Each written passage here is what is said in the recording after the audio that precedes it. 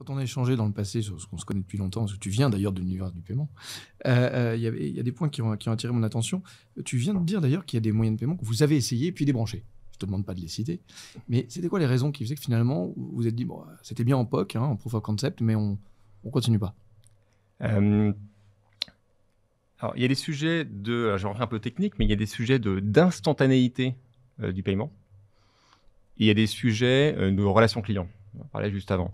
L'instantanéité du paiement, c'est qu'en fait, comme beaucoup d'e-commerçants, quand on paye sur Cdiscount, on ne paye pas vraiment à l'achat.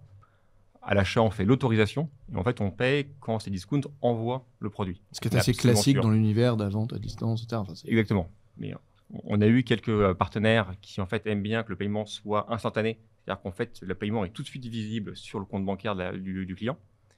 Alors, si on fait ça, c'est pas forcément un problème, sauf que ça veut dire que si jamais, pour une raison X ou Y, on n'expédie pas le produit, et quand on a 100 millions de produits en catalogue et 15 000 vendeurs, la raison X ou Y, il y a plus de produits qu'il y a de Français, donc il y a autant de cas particuliers.